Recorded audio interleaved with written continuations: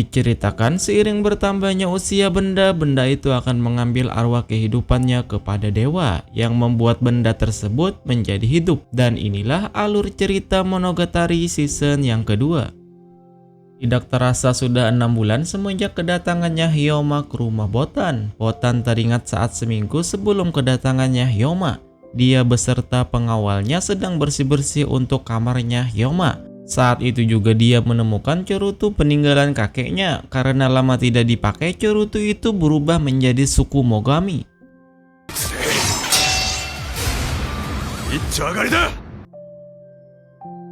Kembali ke masa sekarang, Hyoma sedang latihan seperti biasanya dengan Tsubaki untuk meningkatkan kemampuannya dalam mengungguli kakaknya agar bisa mengalahkan suku Mogami yang telah mengalahkan kakaknya itu. Di Kyoto akan diadakan sebuah festival Aoi yang mana adalah satu dari 3 festival besar. Haori menganalisis rute keamanannya dan membuat tugas kepada Hyoma dan lain-lainnya agar tidak ada suku Mogami yang berbuat onar. Festival pun dimulai. Di tengah-tengah parade, suku Mogami berbentuk payung hiasan menunjukkan keberadaannya. Sesaat Hyoma hendak menanganinya, muncul 3 orang yang terlihat sangat terlatih dan handal. Lalu mengamankan keadaan secara terorganisir yang ternyata mereka suku Mogami yang berada di pihak Sainome. Mereka adalah suku Mogami dari alat musik tradisional. Untuk itulah nama grup mereka Biro Musik Tradisional, yang dimana salah satu suku Mogami agung dari Kyoto. Beliau Sumabiki, dia Suzumi, dan dia Fukie. Setelah Hyoma mengenalkan nama lengkapnya, mereka langsung tertarik dengan Hyoma yang mana sudah pernah mendengar dan memuji namanya sebelumnya. Dari tampang Hyoma yang kelihatan berandal dan aura farming, mereka mengklasifikasikan Hyoma seperti rock yang didefinisikan keras dan anu. Tidak lama Haori datang, lalu Biro menjelaskan mereka sedang ada tugas di sini Kyoto. Jadi untuk sementara waktu pengawal Botan maupun Biro musik akan saling berbagi tugas ke depannya. Tidak lama setelah Biro pergi, Hyoma merasakan keberadaannya payung kertas yang telah menewaskan kakaknya. Pada bersamaan pula dia juga menatap dengan senyuman ke arah Hyoma.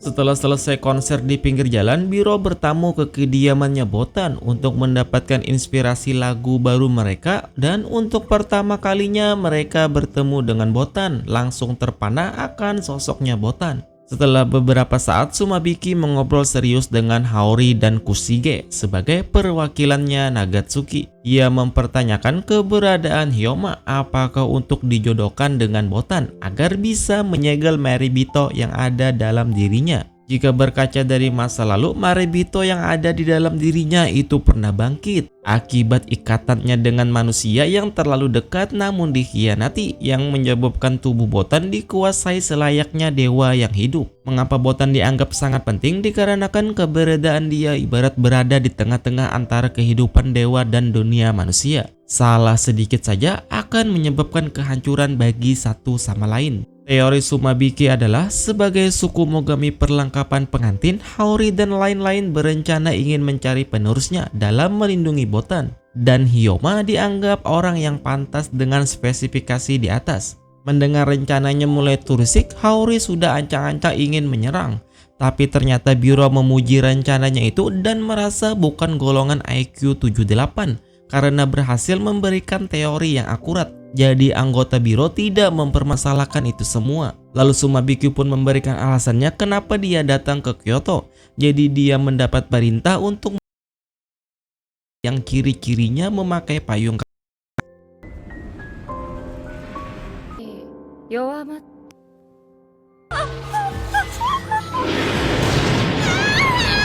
Sesaat itu juga energi yang dikeluarkan oleh payung kertas tersebut dirasakan oleh Kai, bahkan oleh Hyoma itu sendiri. Sehingga tidak menunggu waktu lama dia segera bergegas menuju ke aura yang tidak mengenakannya tersebut.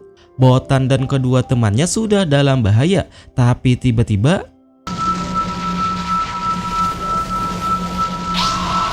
Hyoma datang menembus domain itu dan menepati janjinya, yaitu aku akan selalu menjagamu. Tak lama Fukie juga datang membantu melindungi dua temannya Botan, yang membuat Hyoma makin terfokuskan pada orang ini, yang mana ia rasakan ada sedikit kemiripan energi roh pada Tsukumogami ini yang telah mengambil nyawa kakaknya. Wanita ini lalu menghilangkan domainnya, memberikan tanda tanya bagi Hyoma. Hyoma berkata sebagai seorang Sainome dia tidak akan membiarkan payung kertas tersebut berkeliaran membahayakan manusia. Payung kertas menjawab itu hanyalah topengnya Hyoma. Wajah dia yang asli adalah wajah yang tadi saat dimana dia memunculkan hasrat balas dendam yang tidak bisa dibohongi oleh wajahnya itu. Jika kita telaah lebih dalam, perkataannya payung kertas adalah benar tapi juga salah. Karena Hyoma yang sekarang dia sedang berusaha mengubah mindsetnya dari membalaskan dendam menjadi melindungi seseorang, yaitu Botan. Setelah bertarung singkat dengan Hyoma, dia langsung mengarahkan serangannya ke Botan, tapi di saat yang bersamaan bantuan pun datang. Kimi tachi ka? Nesa. Watashi tachi no nerai wa Tiba di suatu momen, payung kertas hendak meraih Botan dari bawah tanah sembari mengatakan, "Tuanku, ikutlah denganku." Tapi berhasil digagalkan, lalu akhirnya dia pun dikalahkan lalu disegel oleh Sainome. Biro lalu membawa segelnya ke gudang ketua Sainome untuk diinterogasi nantinya. Beberapa saat setelah itu, Botan tiba-tiba pingsan akibat penghalang yang ada di dalam dirinya pecah, yang mana hal ini langsung disadari oleh Haori bahwa ada yang tidak beres dengan Kushige, sehingga semua pun diperintahkan untuk pulang dengan cepat. Dan benar, kediaman Nagatsuki beserta segel sudah hancur, yang berarti Kushige sudah mereka kalahkan dan tersegel menjadi benda ini. Jadi kejadian yang sebenarnya terjadi adalah payung kertas pink hanya sebagai umpan kekacauan agar mereka lengah dan meninggalkan Kushige seorang diri di rumah. Mengapa mereka memburu Kushige? Karena Kushige bertugas sebagai pembuat penghalang keamanan, termasuk penghalang dalam diri Botan, agar mencegah Maribito dalam diri Botan bangun. Untuk itulah mengapa Kushige jarang sekali berbaur dengan mereka saat di luar, itu karena dia sudah memakai setengah energinya untuk mengaktifkan penghalang tersebut. Dari kejadian ini menunjukkan bahwa payung pink sebelumnya tidak bergerak sendiri melainkan berkelompok. Hyoma semakin merasakan ada energi roh yang lebih kuat di antara mereka. Satu-satunya tempat yang aman, Botan pun dititipkan ke ayahnya Tsubaki untuk sementara. Setidaknya dia aman di sini, walaupun kita tahu Kadomori adalah kepala Sainome di kota itu yang jalan pikirnya tidak bisa ditebak. Antara licik dan baik terasa abu-abu, tapi ini adalah pilihan satu-satunya yang dapat dipilih. Dengan kehadiran Botan, tentu sebagian Sainome di sana merasa tidak aman, tapi tidak membutuhkan waktu lama bagi Botan mendapatkan perhatiannya dengan berbaur pada orang sekitar. Bahkan menandingi Hyoma yang sudah 3 bulan berlatih di sini, ia tidak sedekat itu bersama mereka. Saking dekatnya Botan dengan orang di sana, termasuk bawahannya ayah Tsubaki. Dia juga diberi kantong barang bergambarkan maskotnya Sainome Kyoto bernama Sakun, yang berarti badak keadilan. Di tempat lain, Botan menceritakan pada Hyoma bagaimana kedekatannya dia dengan Kushige sudah dari kecil. Kushige adalah orang yang selalu ada buat Botan di saat yang lain sedang bertugas di luar rumah. Kushige akan tetap di rumah menemani Botan bermain, yang alasan aslinya adalah agar rumah tetap aman selama ada Kushige. Walaupun Kushige dikenal jarang bahkan tidak pernah berbicara padanya, tapi Kushige memperlakukannya dengan tindakan kehangatan. Dan Botan yakin bahwa gaun pengantin tidak meninggalkannya sampai mereka mengantar Botan ke dalam pernikahan. Maka dari itulah ia menunggu Hyoma, ucap Botan. Kejadian langsung terasa canggung karena Hyoma tidak bisa menyambungkan konteksnya ke arah mana. Saat malam hari, Hyoma menelpon kakeknya bercerita tentang pertemuannya dengan payung kertas. Terlihat Kunuto begitu bangga pada Hyoma semenjak pindahnya Hyoma ke Kyoto. Lalu dia pun menyuruh agar memakai gagang pintunya yang asli, karena selama ini Hyoma itu dia memakai gagang pintu dari Hayato dan Kusui satu sama lain agar menjadikannya bensin agar tetap tumbuh dan membara. Tapi karena sekarang Hyoma sudah mulai mengerti bahwa ia mencari kekuatan bukan untuk mengalahkan melainkan melindungi orang lain, maka dari itulah dia pantas menggunakan pintunya yang asli agar kekuatannya tersalurkan dengan baik. Kadomori lalu memanggil Hyoma, Botan, dan Haori sebagai perwakilannya baju pengantin. Ia memberitahu bahwa wakil direktur kantor manajemen Sainome Maribito, yakni Yachimata, salah satu dari 3 keluarga besar keturunan Sainokame, ingin bertemu dengan baju pengantin untuk mendiskusikan pertanyaan apakah Botan bisa terus berada di bawah pengawasan mereka. Jadi Yachimata ini adalah salah satu keluarga besar yang memimpin mengawasi langsung keberadaan suku Mogami kelas atas yang bekerja di pihak Sainome. Salah satunya adalah baju Zira di bawah pengawasannya Suji, dan Kunato dia bersama baju pengantin. Lalu Yachimata yang menaungi biro musik tradisional. Karena nama 3 di atas sangatlah besar, jadi akan sangat repot jika baju pengantin menolaknya, maka Haori pun menyetujuinya. Sedangkan informasi untuk Hyoma, dia diberitahu dia sudah boleh bekerja di bawah kakeknya, tapi untuk saat ini dia masih diperlukan oleh Kadomori di sini. Sedangkan Botan dia akan aman berada di sini selama dalam lingkup pengawasannya Kadomori. Setelah mengatakan pertemuan tadi, selain Haori, mereka semua sedikit khawatir meninggalkan Botan seorang diri tanpa baju pengantin. Biro musik lalu muncul mengatakan dia mendapatkan perintah langsung dari Yachimata agar menggantikan peran baju pengantin dalam melindungi Botan selama perjalanan mereka nanti. Sehingga baju pengantin pun sedikit merasa aman berkat kehadirannya biro tradisional. Tibalah hari keberangkatan mereka, namun sebelumnya Botan diberi jepit rambut, cermin, tangan, dan sebungkus tinta yang dianggap akan melindungi Botan selagi gaun pengantin tidak bersamanya. Botan sedang berada di tempat latihan bela diri, membantu menyembuhkan orang-orang di sana. Sumabiki datang dan mengagumi Botan yang bisa beradaptasi dengan gampangnya yang mereka sebut memiliki semangat rock. Botan bertanya sebenarnya apa rock yang mereka maksud soalnya terdengar gaje. Mereka pun menjawab apa itu arti rock. Itu adalah bentuk perjuangan, menerobos dan melanjutkan, tidak peduli dalam keadaan apapun kau berada. Mungkin untuk sekarang kita akan bingung, tapi kedepannya kita akan paham apa maksudnya. Lalu mereka pun pergi dikarenakan ada suatu pekerjaan. Di perjalanan menuju tujuan, mobil gaun pengantin dihadang oleh payung kertas. Orang ini memiliki energi roh yang sama, memegang payung yang sama, tetapi dengan orang yang berbeda. Dia pun mengenalkan dirinya sebagai kami, yang berarti mereka itu sebuah kelompok. Tidak lama baju pengantin pun masuk ke dalam dimensinya musuh. Pada kejadian ini, satu-satunya yang baju pengantin khawatirkan adalah Botan. Mengapa? Jika musuh menyerang baju pengantin, itu berarti di tempat lain serangan ini juga akan berlanjut yang akan menargetkan si Botan. Di kota Kyoto bersamaan, suku Mogami sedang menginvasi kota itu secara massal yang membuat Sainome terpencar mengalahkan mereka yang dipimpin oleh Tsubaki. Masih ingat dengan 2 orang pembunuh bayaran ini? Dia adalah Aogi, sedang disewa Kadomori untuk mengawasi Tsubaki ketika menghadapi suku Mogami dalam tugasnya. Tapi tiba-tiba dia diserang orang tak dikenal dari belakang. Untunglah pada saat ini Botan sedang bersama Hyoma di dojo bertiga dengan Sumabiki yang juga berada di sana. Jadi setidaknya dia akan aman bersama mereka itu.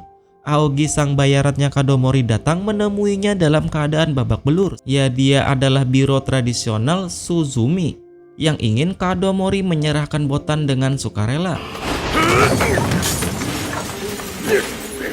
Setelah informasi itu bocor, bersamaan dari tempat Botan, tinta hitam yang ia terima sebelumnya pecah di dalam kantung sakunnya, yang memberitahukan bahwa biro tradisional berkomplot dengan payung kertas. Sehingga Hyoma pun harus menghadapi Sumabiki bersamaan dengan payung kertas pink yang sudah menjadi aliansinya biro tradisional. Alasan mengapa dia selamat itu karena Sumabiki melepasnya di suatu tempat dan membiarkannya pulih. Tapi Sumabiki di sini ingin payung kertas agar tidak menyakiti Hyoma karena tujuannya hanyalah ingin mendapatkan Botan demi tujuannya. Kadomori di sini merasa tertipu, itu dikarenakan suku Mogami yang anak buahnya lawan selama ini ternyata hanyalah bonekanya Fukie. Pantas saja seperti tidak ada perlawanan. Yang tujuannya adalah untuk mengulur waktu agar Botan menjadi minim penjagaan. Tapi secara bersamaan aliansi yang melindungi Botan dia menolak untuk menyerahkan Botan apapun yang terjadi, yang menyebabkan pertarungan pun terjadi. Inilah saat yang pas Hyoma menggunakan jimat terbarunya. Sumabiki menggunakan aungan musiknya yang membuat Hyoma terluka di bagian pipi. Ia terpaksa harus mendesak Hyoma agar bisa memisahkannya dari Botan terlebih dahulu.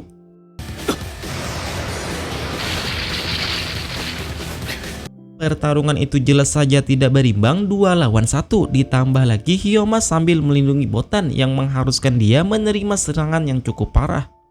Jika Sumabiki tidak menginginkannya hidup-hidup, Hyoma bisa saja terbunuh dengan cepat. Tidak ingin Hyoma semakin menderita membuat Botan berencana menyerahkan dirinya. Tapi Hyoma menggenggamnya sambil mengatakan dia tidak akan melanggar janjinya, yaitu menjadi pelindungnya Botan. Dari momen ini muncullah benih emosional Botan yang mana nantinya akan berdampak sangat besar sebentar lagi. Keteguhan hati yang tidak goyah itulah yang membuat Sumabiki sangat menyukai dengan sosok Hyoma yang ia definisikan sebagai rock. Sesaat kemudian bantuan pun datang yang adalah Tsubaki. Mengapa dia berada di sini? Itu karena dia menyuruh Sainome teratas untuk menggantikan tugasnya yang ada di kota. Yang ia sadari Tsukumogami itu hanyalah pengalihan isu saja. Sedangkan si Kadomori terlihat sudah berhasil mengalahkan Suzumi yang terlanjur percaya diri menganggap Kadomori itu lemah. Kelihatannya Suzumi dia salah orang. Pertarungan Tsubaki versus Payung Pink dan Sumabiki pun tidak terelakkan.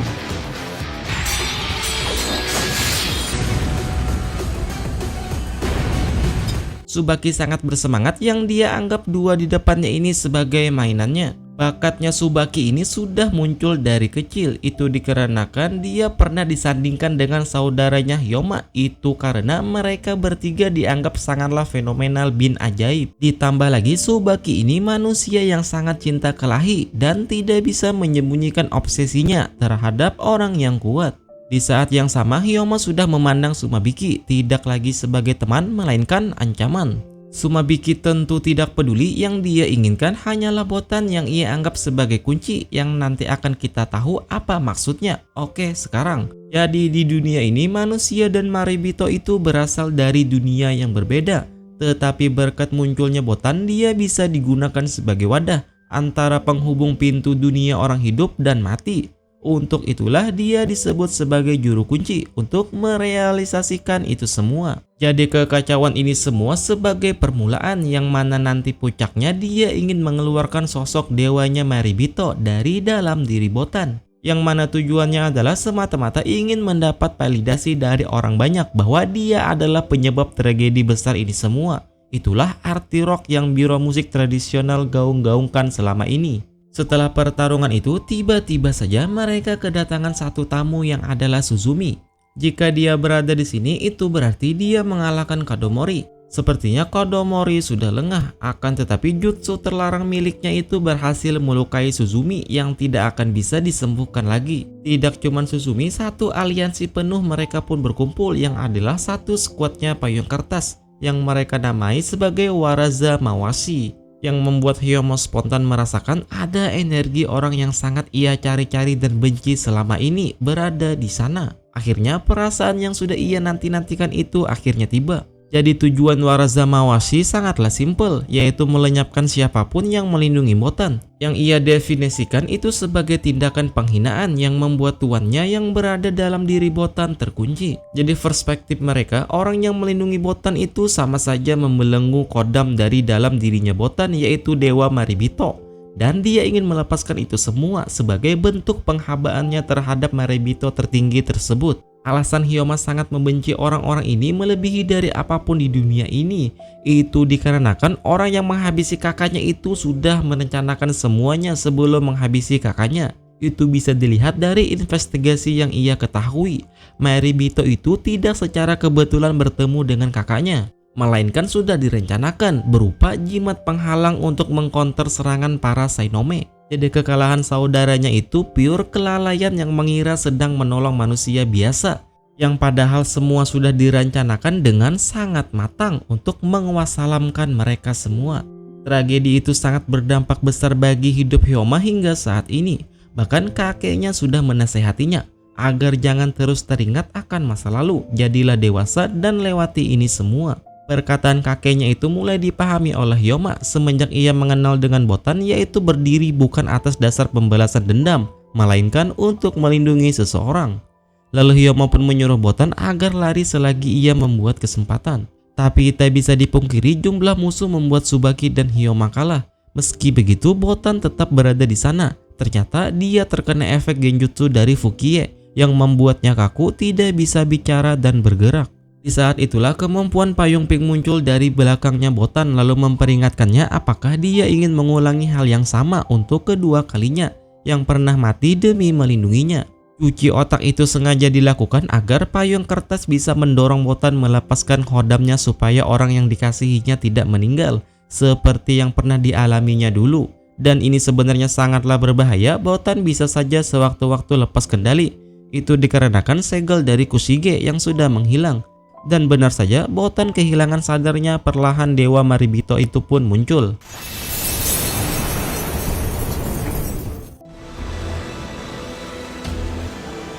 Kehadiran dewa itu dapat dirasakan oleh semua orang yang menyadari seberapa bahayanya keadaan yang terjadi sekarang ini. Semua suku Mogami secara naluriah berlutut menghadap dewanya itu. Bahkan untuk seorang Kai suku Mogami tingkat atas sekalipun, antara kagum dan gemetar bercampur menjadi satu. Dia menatap ke arah Suzumi lalu melenyapkannya hanya karena dia tidak elok untuk dipandang. Semuanya keringat dingin, hanya tertunduk kaku melihat rekannya dihilangkan begitu saja.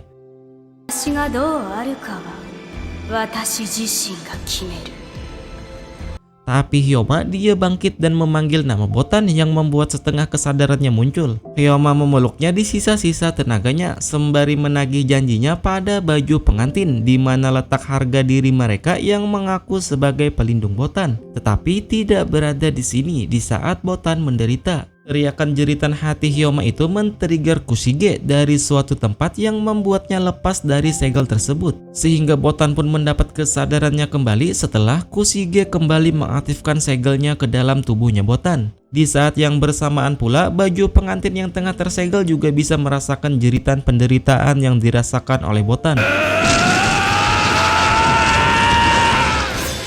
Lalu akhirnya anggota baju pengantin pun kembali.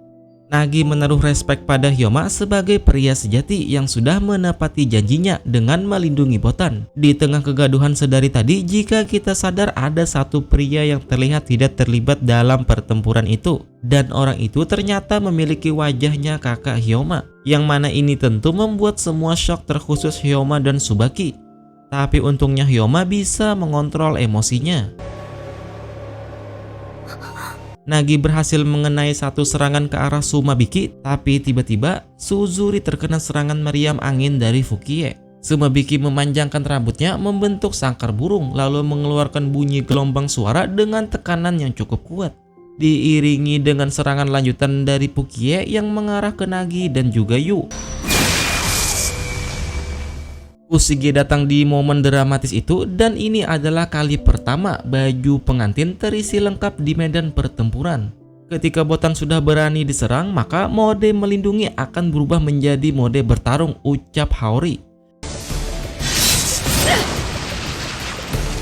Biro tradisional pun seutuhnya telah dikalahkan, tetapi mereka semua meninggal dalam keadaan puas dan tenang. Itu karena tujuannya sudah terpenuhi. Dan ini adalah akhir yang sangat indah bagi mereka berdua, menyusul Suzumi. Bagi mereka berdua, Rock berakhir pada saat dia hancur karena Rock lain. Mereka tampak menikmati konser yang sudah mereka buat ini, sehingga mati pun terasa damai bagi mereka. Di detik-detik terakhirnya, Sumabiki memuji Hyoma sebagai Rock sejati dan yakin suara teriakan Hyoma akan menggema di seluruh penjuru dunia sampai menggetarkan orang mati sekalipun. Kagami lalu mengambil ingatannya Sumabiki dan menyimpan di dalam ingatannya sampai akhirnya Sumabiki benar-benar telah hilang terhapus oleh kenyataan. Dan sekarang baju pengantin pun akan menghadapi payung kertas yang tersisa. Di sini Hyoma menghadapi orang yang membunuh kakaknya bernama Tenjitsu. Tenjitsu menilai Hayato dan Kusui adalah orang yang polos dan terburu-buru, makanya bisa mokat begitu saja. Hyoma menyangkal perkataannya, kemudian disangkal oleh Tenjitsu lagi berdasarkan bukti, yang dimana dia sudah menelan kakaknya itu dan menerima ingatan yang sebenarnya dari kakaknya itu. Jadi mereka berdua berambisi ingin mengambil alih keluarga untuk memasang pondasi yang tepat selagi Hyoma masih belum menjadi Sainome. Motivasi mereka itu didasari atas dasar kasihan dengan kakek mereka yang mengemban tugas sebagai kepala Sainome. Dengan naiknya mereka sebagai pemimpin, maka kakeknya itu bisa beristirahat dengan tenang. Karena sejauh ini kakeknya itu sudah mengemban 2 tugas sekaligus sebagai pemimpin keluarga. Tetapi niat baik Hayato dan Kusui itu tidak pernah mereka beritahu kepada kakeknya itu. Itulah perasaan yang dirasakan Tenjitsu setelah melahap Kusui. Dia memprovokasi agar Hyoma terpancing emosi. Dari pertarungan itu sudah bisa dilihat dengan jelas bahwa Hyoma bukanlah tandingannya. Jadi persiapannya selama ini masih tidaklah cukup untuk menghadapi orang yang menguasalamkan kakaknya itu. Tapi Hyoma tidak ingin mengkhianati janjinya dengan Botan, yaitu dengan tidak boleh mati agar bisa melindunginya.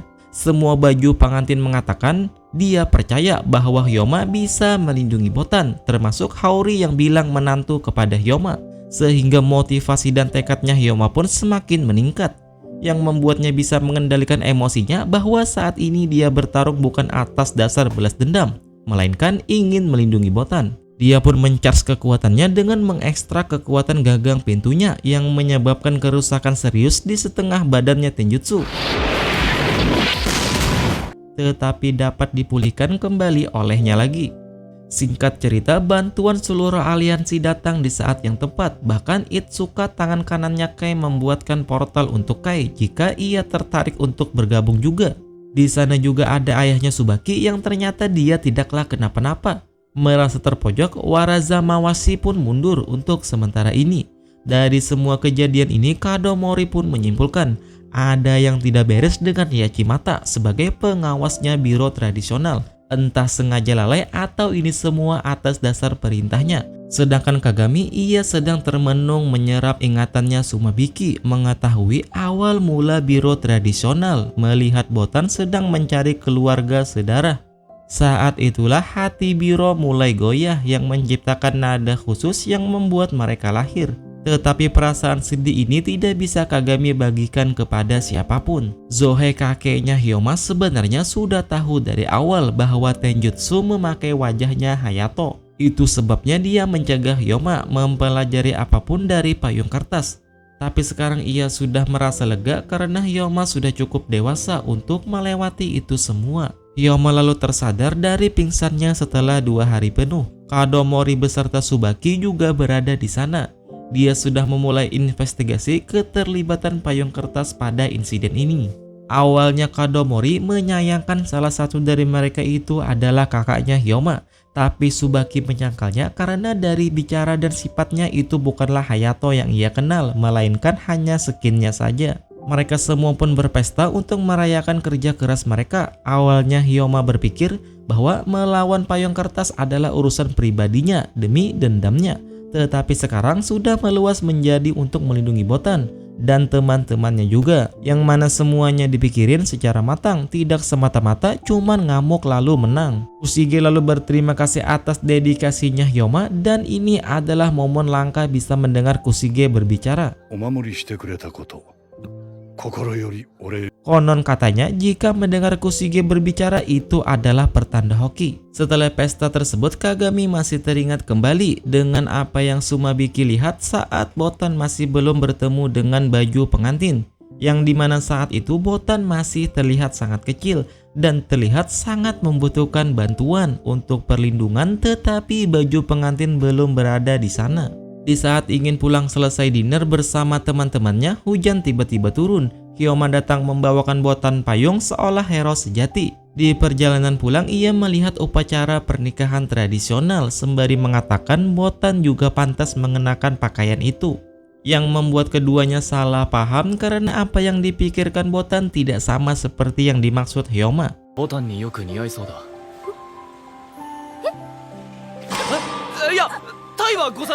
Tapi begitulah kisah mereka, akan selalu salah paham akan perasaan mereka satu sama lain.